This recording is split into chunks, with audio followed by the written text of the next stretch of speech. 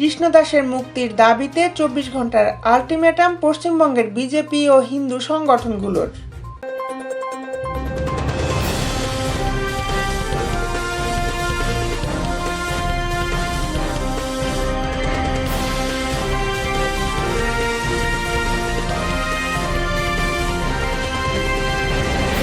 বাংলাদেশের ইসকন নেতা চিন্ময় কৃষ্ণ দাস ব্রহ্মচারীর মুক্তির দাবিতে 24 ঘন্টার আলটিমেটাম দিয়েছে পশ্চিমবঙ্গের বিজেপি ও হিন্দু সংগঠনগুলো।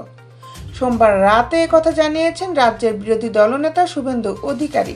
মঙ্গলবার ভারত ও বাংলাদেশ সীমান্তে অবরোধ বিক্ষোভের ডাক দিয়েছেন এই বিজেপি নেতা। শুভেন্দু বলেন, চিন্ময় কৃষ্ণ দাস ব্রহ্মচারীর গ্রেপ্তারি বাংলাদেশের হিন্দুদের অস্তিত্বের জন্য বিপজ্জনক। এর আগে সোমবার দুপুরে ঢাকা বিমানবন্দর থেকে ইসকন নেতা চিন্ময় কৃষ্ণ দাসকে গ্রেপ্তার করে বাংলাদেশ পুলিশের বিশেষায়িত গোয়েন্দা শাখা ডিবি। জানা গেছে, চিন্ময় কৃষ্ণ দাস এদিন ঢাকা থেকে চট্টগ্রামে যাওয়ার উদ্দেশ্যে বিমানবন্দরে আসেন। সেখান থেকে তাকে গ্রেপ্তার করা হয়। গত 5 আগস্টের পর দেশে সনাতন ধর্মাবলম্বীদের নামে কয়েক দফা সমাবেশ অনুষ্ঠিত হয়। সেসব সমাবেশ থেকে চিন্ময় কৃষ্ণ দাস বর্তমান সরকারের উদ্দেশ্যে নানা ধরনের হুমকি ধুমকি দিয়ে বক্তব্য দেন। এর আগে থেকেই তিনি আলোচনায় থাকলেও গত 25 অক্টোবর বিকালে চট্টগ্রাম নগরে লালদিঘি মাঠে 8 দফা দাবি আদায়ের লক্ষ্যে সমাবেশ করার পর তিনি বেশি আলোচনায় আসেন।